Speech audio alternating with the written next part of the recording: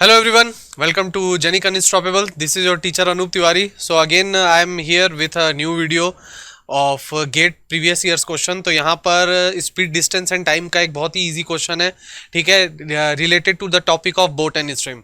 Video को start करने से पहले आप लोग प्लीज़ वीडियो को लाइक कर दिया करिए, थोड़ा सा शेयर किया करिए, ठीक है, क्योंकि आप लोगों के वीडियो लाइक और शेयर से ही एक मोटिवेशन हमें मिलता है कि हम कुछ एक्स्ट्रा चीज़ें, कुछ न्यू आपके लिए लेके आ सकें, ठीक है। इसके अलावा मैंने आप लोगों को ये भी बताया था कि जब आप लोग क्वेश्चंस बनाते हैं, ठीक है, अगर मैं आप लोगों से कह रहा हूँ स्पीड डिस्टेंस एंड टाइम का कॉन्सेप्ट, तो स्पीड डिस्टेंस एंड टाइम में जो आपका concept of boat and streams है या जो आपका कॉन्सेप्ट ऑफ ट्रेन है, ये आप अलग से चैप्टर कंसिडर मत करिए, ये उसी का ही एक इंक्लूडिंग पार्ट है, ठीक है। अगर मैं एकदम से बोलूं कि आप एप्टीट्यूड, अगर आप बैंकिंग लेवल पे एग्जाम की तैयारी कर रहे हैं, अगर आप कैट लेवल पे एग्जाम की तैयारी कर रहे हैं, तब आप थोड़ा सा उसमें कैटेगराइजेशन कर सकते हैं। अदरवाइज उसके अलावा जितने भी जो टेक्निकल रिलेटेड कॉम्पिटिटिव एग्जाम्स है, चाहे आप गेट का एग्जाम ले लें, चाहे आप आईईएस ले लें, चाहे आप स्टेट लेवल पे जेई या एई एग्जाम्स को लें, तो वहां पर क्या होता है ना कि टेक्निकल में आपको बहुत ज्यादा क्लासिफिकेशन करने की जरूरत नहीं है, आपके बेसिक्स स्ट्रांग होने चाहिए। अगर आपके बेसिक्स स्ट्रांग है तो आप एप्टीट्यूड के क्वेश्चन, मैथमेटिक्स के क्वेश्चन बना सकते हैं, ठीक है। मैथमेटिक्स के भी क्वेश्चंस कंपैरेटिवली जो जैसे आईआईटी जेई में जो बच्चों से क्वेश्चंस पूछे जाते हैं उस लेवल के नहीं होते, उससे थोड़े बेसिक्स ही होते हैं जो हम इंजीनियरिंग मैथमेटिक्स में पहले के 3 या 4 सेमेस्टर में पढ़ाई करते हैं। ओके, सो यहां पर देखिए आपके पास क्या है, एक क्वेश्चन है गेट 2014 का, कंडक्टेड बाय आईआईटी खड़गपुर। बहुत अच्छा क्वेश्चन है ना। क्वेश्चन आपसे क्या कह रहा है, बहुत ध्यान से क्वेश्चन को पढ़िए, बहुत ईजी क्वेश्चन है, ठीक है। क्वेश्चन कह रहा है, a man can row at 8 kilometre per hour in still water. Still water का मतलब वो मतलब पानी जो रुका हुआ है, जो स्टिल मतलब रुकी हुई कंडीशन में, जो फ्लो नहीं हो रहा है, आप ये कह सकते हैं, ठीक है। If it takes him thrice as long as to row upstream as to row downstream, then find the stream velocity in kilometre per hour. अब देखिए ये क्वेश्चन कितना ज्यादा ईजी है और ईसी और एमई में पूछा गया है। मैं पिछले कई वीडियोस में ऐसा बोल चुका हूं कि ईसीएमई का जो लेवल होता है ना एप्टीट्यूड का, वो सेम होता है ना। अगर आप पीवाईक्यू बनाना चाहते हैं, अगर आप ब्रांच वाइज सेलेक्टिव भी होना चाहते हैं, तो आप ईसीएमई, डबल आईएन, ये सब के क्वेश्चंस आप बनाइए, ठीक है। सीएस के भी इंक्लूड कर सकते हैं, और बाकी जो ब्रांचेस हैं वो कंपेरेटिवली थोड़े ईजी होते हैं, लेकिन स्टिल सारे क्वेश्चंस बनाने चाहिए, नो इशू। तो यहां पर बोला ये जा रहा है कि एक मैन है जिसकी स्पीड जो है, जिसकी जो स्पीड है स्टिल वाटर में, वो है 8 किलोमीटर पर आवर। अब यहां पर आप हमेशा ध्यान रखिएगा ये किलोमीटर पर आवर में दिया है, किसी क्वेश्चन में आपको मीटर पर सेकंड में दे सकता है, ठीक है, किसी में आपको किलोमीटर पर आवर में दे रहा है। तो क्वेश्चन जिसमें भी पूछे ना, किसी एक यूनिट पे काम करिएगा। अगर मान लीजिए कि कोई ऐसा क्वेश्चन आता है जिसमें आपको कहीं किलोमीटर पर आवर में दे रहा है, कहीं मीटर पर सेकंड में दे रहा है उसी क्वेश्चन में, तो आप यूनिट को क्या करेंगे, चेंज जरूर कर दीजिएगा, ठीक है। तो स्पीड आपको दिया 8 kilometre per hour of man, मतलब ये एक स्विमर है, ठीक है, कभी कभी बोर्ड भी दे देता है। If it takes him thrice as long as upstream, चलो मैं एक स्ट्रीम बना देता हूं, स्ट्रीम मतलब फ्लोइंग वाटर, ठीक है। अगर मैं कोई कह रहा हूं कि एक स्ट्रीम है, स्ट्रीम का मतलब होता है फ्लोइंग वाटर, ठीक है, फ्लोइंग वाटर। तो देखिए क्या होता है कि जो भी स्ट्रीम होती है ना, स्ट्रीम का एक फ्लोइंग डायरेक्शन होता है, ठीक है। मैं मान लेता हूं कि इस स्ट्रीम का जो फ्लोइंग डायरेक्शन है, ठीक है, ये इस डायरेक्शन में है, स्ट्रीम इस डायरेक्शन में फ्लो हो रही है, आप जैसे भी मान सकते हैं, ठीक है, इस डायरेक्शन में फ्लो हो रही है। मैं यहां पर क्या करता हूं, 2 पॉइंट्स को कंसीडर करता हूं, 2 पॉइंट्स को कंसीडर करता हूं, पॉइंट नंबर ए, और यहां पर मैं क्या करता हूं, पॉइंट नंबर बी। बहुत बेसिक से कॉन्सेप्ट होता है इसमें, ठीक है, बेसिक सा कॉन्सेप्ट लगाने से सारी क्वेश्चन ईजी हो जाते हैं। अब अगर मेरे पास एक आदमी है, ठीक है, मेरे पास क्या है, एक इंसान है, मेरे पास एक आदमी है, ठीक है, जो स्विम करना चाहता है, ठीक है, मेरी पेंटिंग में मत जाइएगा, कॉन्सेप्ट को समझिएगा, ठीक है। अगर ये इंसान इस डायरेक्शन में स्विम करता है, ठीक है, मतलब with the direction of the current, ठीक है, इसको डायरेक्शन ऑफ द फ्लो या डायरेक्शन ऑफ द करंट, आप जैसे मन चाहे वैसे आप इसको बोल सकते हैं। तो अगर कोई पर्सन है या बोट है जो इस डायरेक्शन, जिस डायरेक्शन में जो पानी आपका फ्लो हो रहा है उसी डायरेक्शन में अगर ये ट्रेवल करेगा, तो यहां पर क्या होगा, फ्लो इसे हेल्प करेगा फॉरवर्ड डायरेक्शन में बहने के लिए, ठीक है। समझ रहे हैं मैं क्या बोलना चाह रहा हूं, मैं ये कहना चाह रहा हूं कि अगर एक पर्सन जो ए से बी ट्रेवल करना चाह रहा है, मतलब ये डिस्टेंस को मैं कुछ डी मान लेता हूं, चलिए इस डिस्टेंस को मैं कुछ डी मान लेता हूं, इसको मैं कुछ डी मान लेता हूं, तो ये जो डिस्टेंस डी है, ठीक है, आप इस डी में कैसे कर सकते हैं सर, ए से बी जा सकते हैं, बी से ए आ सकते हैं, 2 तरीके से आप आ जा सकते हैं, ठीक है। अगर कोई ए से बी की तरफ जा रहा है और करंट का भी डायरेक्शन ए से बी है, तो करंट उसकी हेल्प करेगा, जो पानी का फ्लो है उसकी हेल्प करेगा आसानी से उसे पॉइंट ए से बी पे रीच करने के लिए। तो अगर you are flowing in the direction of the current, उस डायरेक्शन को हम कहते हैं डाउन स्ट्रीम। इसी डायरेक्शन को हम क्या कहते हैं?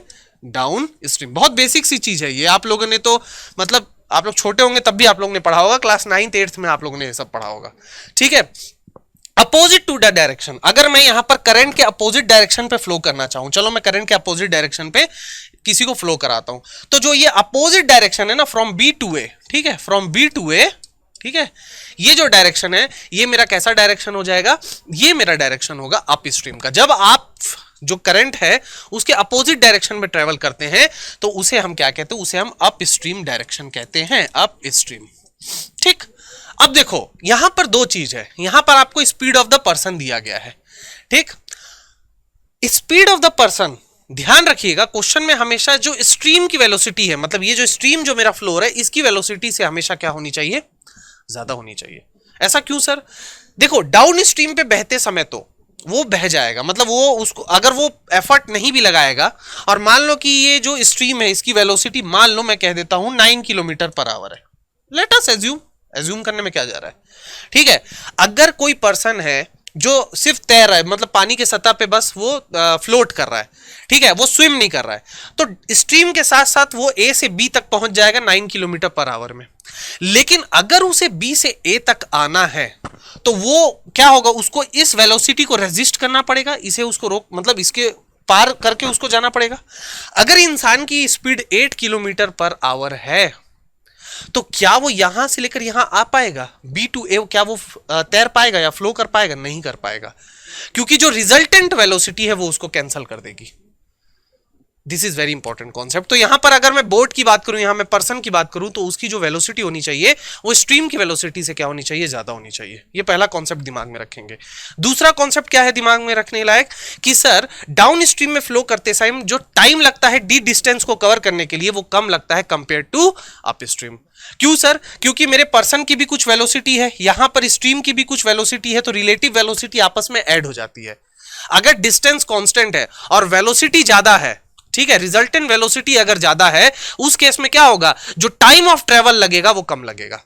लेकिन अप स्ट्रीम के समय फ्लो करते टाइम जो रिलेटिव वेलोसिटी है वो डिक्रीज हो जाती है। रिलेटिव वेलोसिटी कितनी हो जाती है सर? पर्सन की जो स्विमिंग की स्पीड है minus the stream of speed of the stream. तो अगर आपका डिस्टेंस कांस्टेंट है और आपकी वेलोसिटी डिक्रीज हो रही है तो टाइम का पैरामीटर क्या होगा सर? इंक्रीज होगा, because time and speed are inversely proportional to each other. This is very important. तो यहां पर यही चीज आपसे बोला जा रहा है। इतना सब मैंने आपको इसलिए सिखाया क्योंकि यहां पर यही कहा जा रहा है कि सर किसी स्ट्रीम में मैं मान लेता हूं ये डायरेक्शन ऑफ द फ्लो है, ठीक है, तो ये पॉइंट है मेरा ए, ये पॉइंट है मेरा बी। सर तो यहां पर अप स्ट्रीम में आने के लिए डाउन स्ट्रीम में जितना टाइम लग रहा है किसी एक पॉइंट से दूसरे पॉइंट पे ट्रेवल करने के लिए, उससे तिगुना समय लग रहा है अप स्ट्रीम पर ट्रेवल करने के लिए। ठीक है, नाउ टाइम का क्या होता है formula sir? Time is equal to distance upon speed. Time क्या होता है? Distance upon speed. मैं मान लेता हूं कि जो पर्सन है, ये जो मैन है, इसको कितना डिस्टेंस ट्रेवल करना है सर? इसको कितना डिस्टेंस ट्रेवल करना है? इसको कुछ डी डिस्टेंस ट्रेवल करना है। लेट अस अज्यूम कि उसको कुछ डी डिस्टेंस ट्रेवल करना है। ठीक है, अगर वो डाउन स्ट्रीम ट्रेवल करेगा, मैं क्या बोल रहा हूं? Case one. पहला केस क्या है कि वो सर डाउन स्ट्रीम ट्रेवल करे, डाउन स्ट्रीम ट्रेवल करे। तो डाउन स्ट्रीम ट्रेवल करेगा तो जो रिजल्टेंट वेलोसिटी होगी उसकी, रिजल्टेंट वेलोसिटी वो वेलोसिटी क्या हो जाएगी sir? Speed of the man, मतलब जो आदमी की स्पीड है स्टिल वाटर में, प्लस स्ट्रीम की वेलोसिटी। तो मैं यहां पर ये मान लेता हूं सर कि स्ट्रीम की जो वेलोसिटी है, स्ट्रीम वेलोसिटी, ठीक है, स्ट्रीम की जो वेलोसिटी है उसको मैं स्मॉल v मान लेता हूं। ठीक है, और क्वेश्चन में भी हमको क्या निकालना है सर? स्ट्रीम की वेलोसिटी ही कैलकुलेट करनी है। तो डिस्टेंस मैंने d माना है, स्ट्रीम की वेलोसिटी v है, तो टाइम कितना लगेगा सर उसको डाउन स्ट्रीम कोई डिस्टेंस ट्रेवल करने के लिए? सर उसको लगेगा d अपॉन 8 प्लस v, ये उसको टाइम लगेगा। ठीक है, डाउन स्ट्रीम में ट्रेवल करने के लिए। सर केस 2 लेके चलते हैं। केस टू क्या बोल रहा है सर? अप स्ट्रीम के लिए। किसके लिए बोल रहा है? अप स्ट्रीम के लिए। अप स्ट्रीम में देखो रिजल्टेंट वेलोसिटी क्या होगी? यहां पर रिजल्टेंट वेलोसिटी थी सर 8 प्लस वी।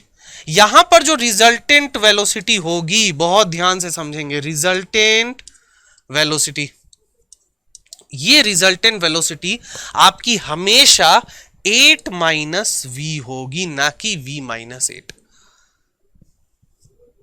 यही मैं आपको समझाना चाह रहा हूं। अगर आप v माइनस 8 लिख देंगे ना, तो आप ये मान के चल रहे हैं कि वेलोसिटी ऑफ जो स्ट्रीम है वो पर्सन की वेलोसिटी से ज्यादा है। उस केस में वो कभी भी अप स्ट्रीम फ्लो नहीं कर पाएगा, वो पानी के साथ बहा जाएगा। ठीक है, सो यहां पर आपका जो टाइम लगेगा, यहां पर जो आपका टाइम लगेगा वो कितना लगेगा, d अपॉन 8 माइनस, कितना हो गया ये, 8 माइनस वी। ठीक है, ये टाइम लगेगा अप स्ट्रीम ट्रेवल करने के लिए। ये टाइम क्या लग रहा है, ये टाइम लग रहा है डाउन स्ट्रीम ट्रेवल करने के लिए, ये टाइम लग रहा है अप स्ट्रीम ट्रेवल करने के लिए। क्वेश्चन में आपसे क्या कहा जा रहा है, क्वेश्चन में आपसे कहा जा रहा है कि जितना समय उसको डाउन स्ट्रीम, जितना समय उसको अप स्ट्रीम में लग रहा है उससे तिगुना ज्यादा, मतलब सॉरी, जितना उसको डाउन स्ट्रीम में टाइम लग रहा है उससे तिगुना ज्यादा समय उसको अप स्ट्रीम में लग रहा है। ऑफ कोर्स अप स्ट्रीम में टाइम ज्यादा लगेगा। ठीक है, तो यहां पर मैं इसमें क्या लिख सकता हूं, आई होप आप इसको क्या करेंगे, 2 मिनट पॉज करके इसको नोट डाउन कर लीजिएगा। उसके बाद इसमें यह बोल रहा है कि सर अप स्ट्रीम वेलोसिटी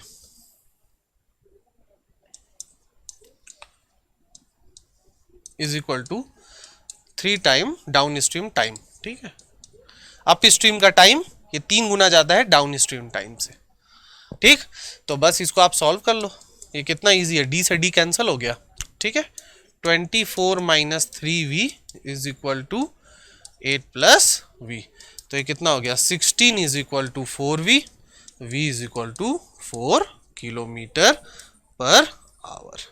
ये आपका क्या हो जाएगा, आंसर हो जाएगा। देखिए मैं इस क्वेश्चन को आप लोगों को समझा रहा था इसलिए इतना टाइम लगा, नहीं तो ये क्वेश्चन बहुत ज्यादा इजी है, 1 मार्क्स के लायक क्वेश्चन है, 1 मार्क्स से ज्यादा का क्वेश्चन नहीं है। ठीक है, डेफिनेटली ये क्वेश्चन 1 मार्क्स का होगा, इससे ज्यादा का ये क्वेश्चन मुझे नहीं लगता, क्योंकि आपका बेसिक यही था, इतना ही आपको समझना था, यही मेन आपका इक्वेशन बन रहा था।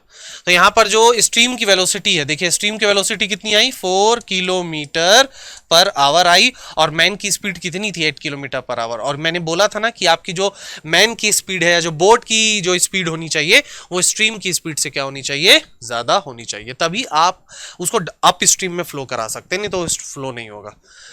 ओके, चलिए फिर अगला क्वेश्चन देखते हैं। अच्छा क्वेश्चन था ये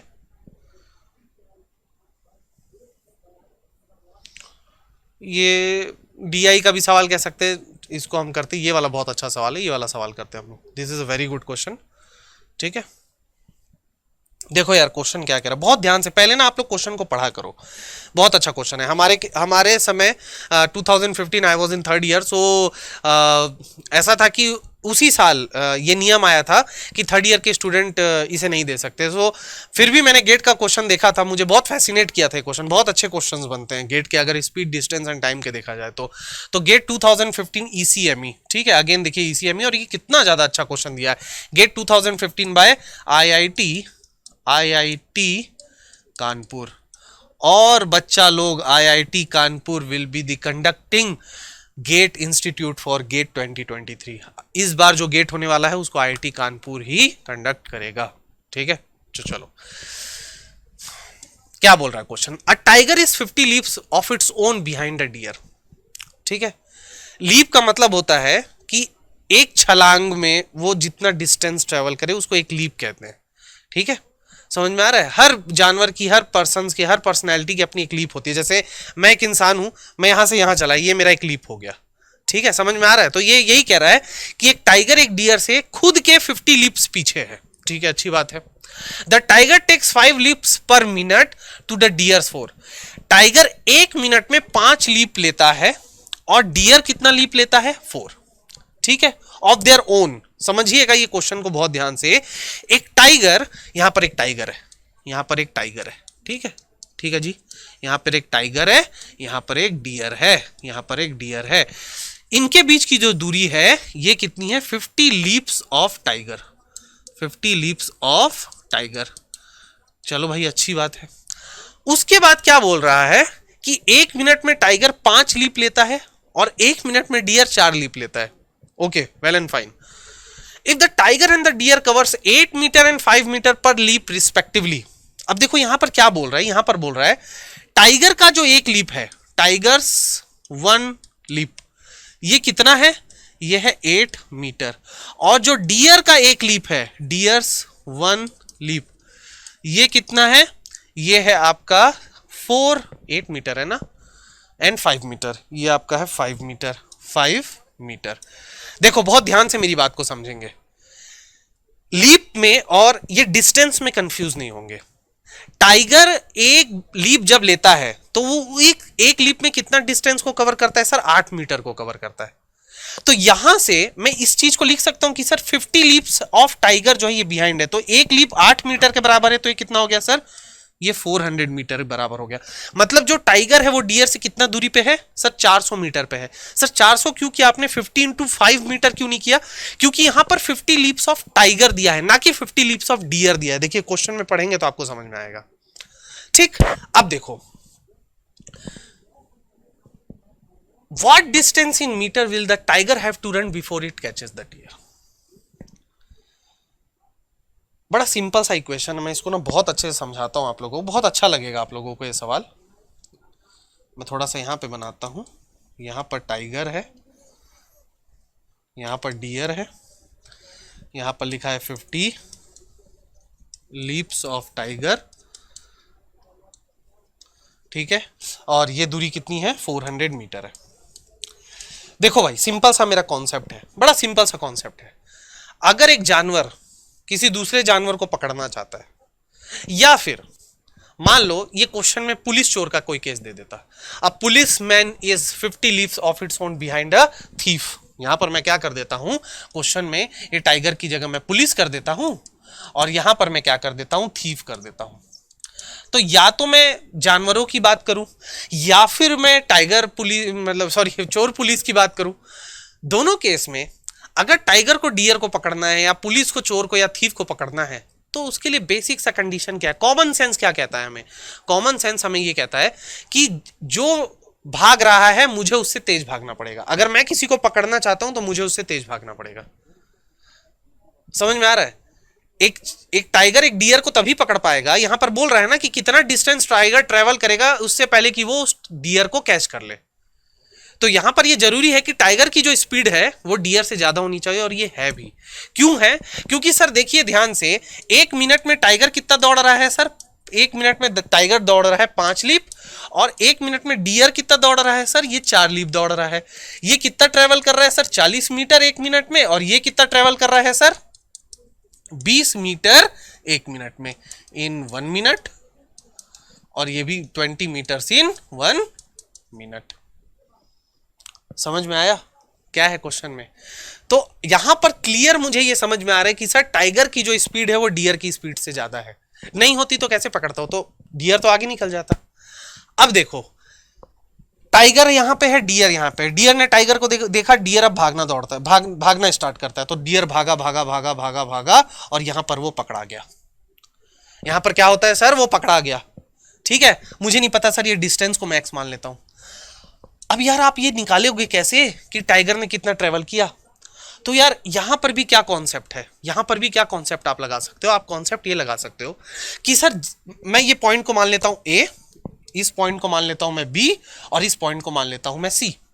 तो सर डियर जितना समय लगाया बी से सी पहुंचने में, क्या बोल रहा हूं बहुत ध्यान से समझिएगा, डियर ने जितना समय लगाया सर बी से सी पहुंचने में, और यहां पर वो पकड़ाया है, मतलब टाइगर ने उसको यहां पर कैच कर लिया है, इसका मतलब ये सर टाइगर ने उतना ही समय लगाया ए से सी पहुंचने में। समझ में आया मैंने क्या कहा, जितना टाइम लगाया डियर ने बी से सी पहुंचने में, उतना ही टाइम लगाया टाइगर ने ए से सी तक पहुंचने में। तो यहां पर टाइम टेकन फॉर, यहां पर time for BC of deer, ठीक है, is equal to time for AC of tiger. ठीक है, अब टाइम का क्या फॉर्मूला होता है, basic formula sir, distance upon speed. तो सर ये डिस्टेंस कितना है, अब देखो डियर ने कितना ट्रेवल किया सर, डियर ने ट्रेवल किया x डिस्टेंस, उसकी स्पीड कितनी थी सर? उसकी स्पीड थी 20 मीटर पर मिनट। तो आप इसको 20 कर दो। आप चाहो तो मीटर पर सेकंड करने के लिए उसको डिवाइडेड बाय 60 कर सकते हो, लेकिन वो 60 आपस में कैंसिल हो जाएगा दोनों इक्वेशन में। तो मैं यहां पर x/20 ही उसको लेके चल रहा हूं। आप चाहो तो कर सकते हो, मीटर्स पर सेकंड में कन्वर्ट करने के लिए इसको 20/60 आप डिवाइड करोगे तो मीटर पर सेकंड में आ जाएगा वो। ठीक है, ठीक है, ये इतना टाइम लगा रहा है। इज इक्वल टू टाइगर ने कितना डिस्टेंस ट्रेवल किया भाई? 400 मीटर प्लस एक्स। तो यहां पर क्या हो गया? 400 प्लस एक्स डिवाइडेड बाय, यहां पर टाइगर की स्पीड कितनी है? 40। ठीक है, तो चलो भाई इसको सॉल्व करते हैं। इसको सॉल्व करते हैं तो ये क्या हो गया? 40x इज इक्वल टू, अरे यार इतना क्यों मैं कॉम्प्लिकेट कर रहा हूँ, इजी कर देता हूँ ना इसको, जो जो कटेगा उसको मैं काट देता हूँ। ये 22 जा हो गया। ठीक है, तो ये कितना हो गया sir? 2x is equal to 400 plus x. तो यहां पर x कितना आ गया सर? 400 मीटर। मतलब ये जो दूरी है आपकी, ये कितनी है सर? 400 मीटर। तो यहां पर क्वेश्चन क्या पूछ रहा है? What distance in metre will the tiger have to run before it catches the deer? Tiger ने कितनी दूरी ट्रेवल की सर? 400 मीटर यहां पर और 400 मीटर यहां पर, टोटल कितना आ गया sir? 800 metre. The correct answer is 800 metre. ये 2 नंबर का सवाल था। कितना प्यारा क्वेश्चन है ये। पुलिस एंड थीफ में ऐसा क्वेश्चन बनाया जा सकता है ना। इसमें और भी इस क्वेश्चन को थोड़ा और कॉम्प्लिकेट किया जा सकता है। मैं इस क्वेश्चन को और कैसे कॉम्प्लिकेट कर सकता हूँ? थोड़ा ध्यान से सोच सकते हैं आप लोग। आई नो ज़्यादा बच्चे देखते नहीं है मेरा वीडियो, क्योंकि मैं वो ट्रिक वाले वीडियोस ज़्यादा नहीं डालता ना, क्योंकि ट्रिक से आपका भला नहीं होने वाला, कॉन्सेप्ट से आपका भला जरूर होगा। फिर भी अगर 2-4 बच्चे भी इस वीडियो को देखेंगे, ठीक है, तो मैं आपको ये क्वेश्चन को और कैसे कॉम्प्लिकेट कर सकता हूँ। मैं ये बोलता हूँ कि भाई टाइगर था, यहाँ डियर था। ठीक है, डियर टाइगर को देख के भागना स्टार्ट करता है और 2 मिनट के बाद टाइगर की नजर उस पर पड़ती है और उसके बाद टाइगर उसको चेस करना स्टार्ट कर सकता है। ऐसा भी तो मैं क्वेश्चन डाल सकता हूं ना। देखो क्वेश्चंस बहुत सारे बन सकते हैं और हर क्वेश्चन का एक सॉल्यूशन होगा। जैसे हर ताले की एक चाबी होती है, हर क्वेश्चन का भी सॉल्यूशन होता है। ठीक है, अब वो फिल्मी डायलॉग में मत चले जाना, नहीं सर हर सवाल का जवाब नहीं होता, मेरी माँ कहती है सर। नहीं नहीं, ऐसा कुछ नहीं है। अगर एप्टीट्यूड है, मैं इसको थोड़ा सा कॉम्प्लिकेट करूंगा, क्वेश्चन का जो कॉन्सेप्ट है वो वही अप्लाई होगा। ठीक है, क्वेश्चन लेंथी हो सकता है but concept will be the same. Okay, चलो, तो the correct answer is 800 metre. Okay, चलिए, आई होप आपको ये क्वेश्चन बहुत अच्छा लगा होगा। बहुत अच्छा क्वेश्चन था ये। चलिए और देखते हैं क्वेश्चन, एक क्वेश्चन और बनाते हैं। Yes, this is very good question, अच्छा लगता है। स्पीड डिस्टेंस एंड टाइम में जो मैंने टेस्ट सीरीज जो डिजाइन किया है उसमें मैंने कुछ क्वेश्चंस दिए हैं स्पीड डिस्टेंस एंड टाइम के, इस टाइप के, मतलब ग्राफिकल क्वेश्चंस दिए हैं। ग्राफिकल क्वेश्चंस बहुत अच्छे होते हैं, इजी होते हैं। सबसे इंपॉर्टेंट चीज ये इजी होता है। तो गेट 2016 का सवाल है ये, गेट 2016। ठीक है, IISc बेंगलोर। ठीक है, 2008, 2016, 2024 में भी IISc बेंगलोर कंडक्ट करेगा। चलिए देखते हैं क्वेश्चन क्या बोल रहा है। क्वेश्चन बोल रहा है the velocity v of a vehicle along a straight line is measured in metres per second. ठीक है, ये वेलोसिटी दिया गया है y एक्सिस पे मीटर पर सेकंड में, and plotted as shown with respect to time. ठीक है, टाइम, ये देखिए टाइम मतलब वेलोसिटी वर्सेस टाइम का एक ग्राफ प्लॉट किया गया है किसी व्हीकल के लिए। ठीक है, at the end of 7 second, 7 second के बाद, ठीक है, 1 2 3 4 5 6 7 सेकेंड के बाद, how much will the odometer reading increases by in metre. Very good question, बहुत प्यारा क्वेश्चन है ये, बहुत अच्छा क्वेश्चन है। ठीक है, क्या कह रहा है आपसे, किसी व्हीकल के लिए वेलोसिटी वर्सेस टाइम का ग्राफ प्लॉट किया गया है। ठीक है, velocity is given in metre per second, और जो आप लोगों का ये है क्या बोलते हैं टाइम है, ये सेकेंड में आपको दिया गया है। ठीक है, मतलब इसका मतलब जो है कि जो डिस्टेंस जो गाड़ी ट्रेवल कर रही है, जो पूछा जा रहा है वो मीटर में पूछा जा रहा है। क्यों सर? क्योंकि आप ऐसा यूनिट देखिए, एक है मीटर पर सेकेंड और एक यहाँ पर है सेकेंड। तो यहाँ पर जो डिस्टेंस होता है, डिस्टेंस क्या होता है? Speed into time, speed into time. तो ये क्या हो गया? Metre per second into second, तो ये मीटर में आंसर आ जाएगा। ठीक है, ऐसा unit plays a very important role. लेकिन हमारा मेन एम वो नहीं है कि ऐसा यूनिट क्या है, हमारा मेन एम ये है कि ओडोमीटर, जो ये ओडोमीटर रीडिंग है, ओडोमीटर वो डिवाइस होता है आपकी गाड़ी में जो ये बताता है कि गाड़ी ने कितना डिस्टेंस ट्रेवल किया। ठीक है, तो यहां पर आपसे बोल रहा है कि इसको देख के आप बताइए कि कितना डिस्टेंस ट्रेवल किया। तो एक सेकंड मुझे इसको ना थोड़ा सा ना बड़ा करने दो। ठीक है, ये मुझे बड़ा करने दो ताकि इसको मेरे को समझाने में थोड़ी सी आसानी हो। अब मैं क्या करता हूं, इसको ऐसे करता हूं, ठीक है। अच्छा, अगर मेरे पास वेलोसिटी टाइम ग्राफ दिया हुआ है, अगर मेरे पास वेलोसिटी टाइम ग्राफ दिया हुआ है, तो डिस्टेंस निकालने के लिए मैं क्या करूंगा, area under the curve calculate करूंगा, यानी कि the area under the velocity time graph, area under velocity time graph, velocity time graph, ठीक है, gives the value of distance, ठीक है, डिस्टेंस। ओके, नाउ बहुत ध्यान से समझेंगे। ओडोमीटर जो रीडिंग आपको देता है वो डिस्टेंस का देता है, ओडोमीटर आपको डिस्टेंस का देता है। डिस्टेंस एक स्केलर क्वांटिटी है, डिस्टेंस एक स्केलर क्वांटिटी है। सो यहां पर देखो, वेलोसिटी एक वेक्टर क्वांटिटी है, डिस्प्लेसमेंट एक वेक्टर क्वांटिटी है, टाइम एक स्केलर क्वांटिटी है, लेकिन ओडोमीटर हमको कौन सी रीडिंग दे रहा है सर? ओडोमीटर हमको डिस्टेंस दे रहा है। डिस्टेंस एक स्केलर क्वांटिटी है, मतलब यहां पर हमें सिर्फ क्या निकालना है, मैग्नीट्यूड निकालना है।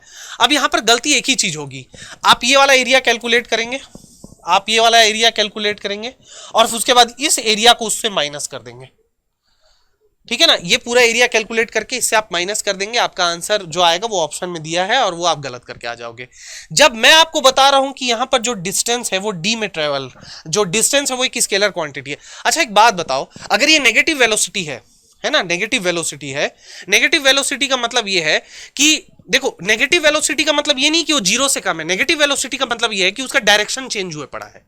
फॉर एग्जाम्पल मान लो कि गाड़ी अगर इस फेज में, ये जो आपका एक फेज है, ये आपका फेज है, ठीक है, गाड़ी के ट्रेवलिंग का ये एक फेज है, इस फेज में अगर गाड़ी लेफ्ट टू राइट ट्रेवल कर रही थी, तो इस फेज में गाड़ी कैसे ट्रेवल कर रही थी सर? Right to left. समझ में आया मैं क्या बोलना चाह रहा हूं? नेगेटिव वेलोसिटी, देखो वेलोसिटी एक वेक्टर क्वांटिटी है, वेक्टर क्वांटिटी का एक मैग्नीट्यूड रहता है और उसका एक डायरेक्शन रहता है। अगर मैं नेगेटिव वेलोसिटी को यहां पर रिप्रेजेंट कर रहा हूं, तो नेगेटिव वेलोसिटी का मतलब ये नहीं है कि उसकी वेलोसिटी जीरो से कम हो गई है, ठीक है, एक अलग डायमेंशन पे जा चुकी है। No no, I am not talking that.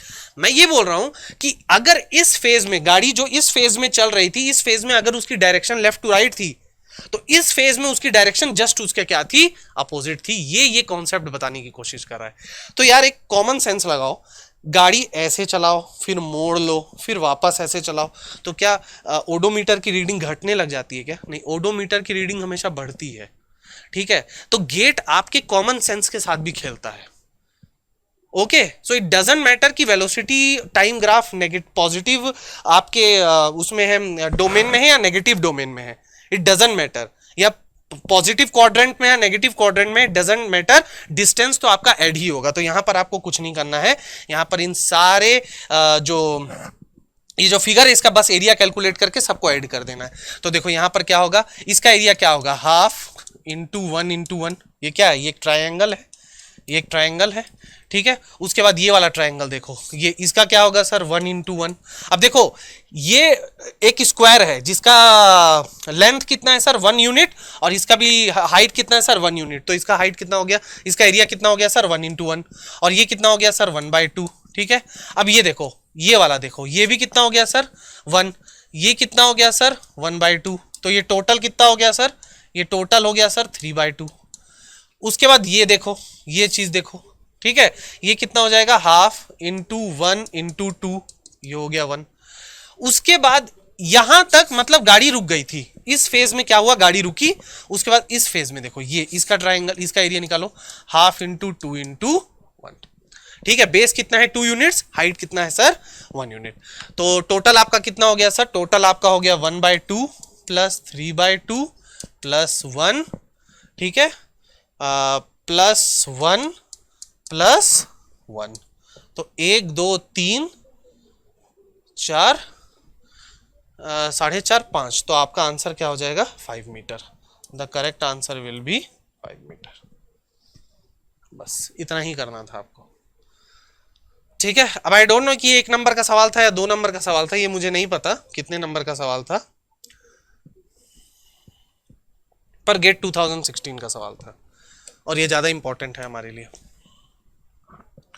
ठीक है। सो आई होप आज का लेक्चर आपको बहुत अच्छा लगा होगा और यहाँ पर हम लोग इसको और कंटिन्यू करते जाएंगे। नेक्स्ट टॉपिक में भी आप कमेंट सेक्शन में लिख सकते हैं कि आपको वेलोसिटी टाइम से रिलेटेड और क्वेश्चंस को देखना है या कोई नया टॉपिक करना है। अगर आप कमेंट सेक्शन में मुझे कुछ भी नहीं लिखते हैं तो मैं ये देखूंगा कि मैं एक नया टॉपिक ही आप लोगों को यहाँ पर सिखा दूँ। ठीक है, तो हम लोग नेक्स्ट टॉपिक में मिलते हैं आप लोगों से, नेक्स्ट लेक्चर में मिलते हैं नेक्स्ट टॉपिक के साथ। और अगर आपको ये चाहिए कि सर वेलोसिटी टाइम के कुछ और क्वेश्चंस कराइए सर, तो मैं उसको भी कंटिन्यू करूंगा। ठीक है, तो मिलते हैं नेक्स्ट लेक्चर में। तब तक के लिए आप सभी लोग अच्छे से तैयारी करिए, मेहनत करिए। ठीक है।